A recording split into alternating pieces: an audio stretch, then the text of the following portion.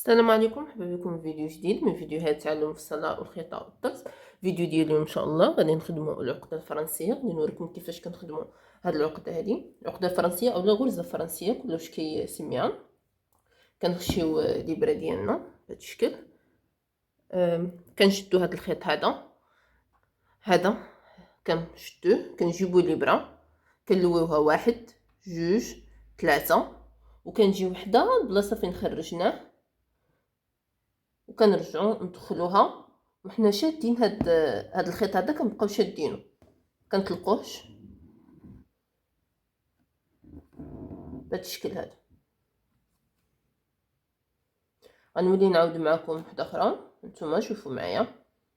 هاد العقده هذه زوينه، راه كنعمروا بها بزاف ديال الحوايج، كتجي زوينه. كنشدو هذا شوش باين، ها هو كنشدو هاد الخيط هذا وكنجيبوا الابره واحد جوج ثلاثة، كنجيبوها حداها وكندخلو،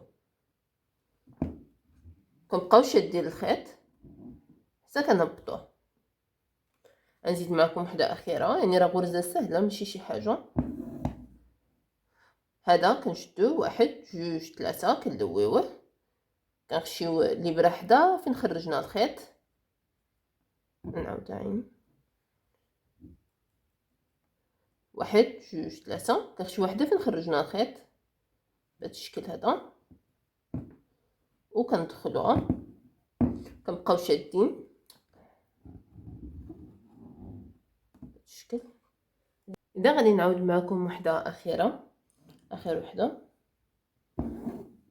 كنشدو هذا واحد جوج ثلاثة، كنلويو على الابره وكنرجعو ندخلوها مره اخرى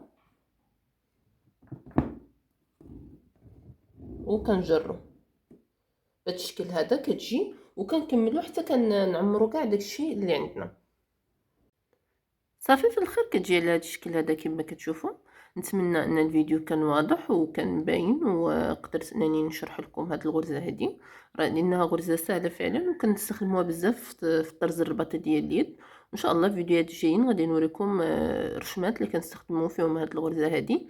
شكرا لانكم كملتوا الفيديو حتى الاخر. نتمنى انكم الى استفدتوا كنتوا اول مره كتشوفوا القناه تشتركوا معنا في القناه وتفعلوا زر الجرس وديروا لايك للفيديو.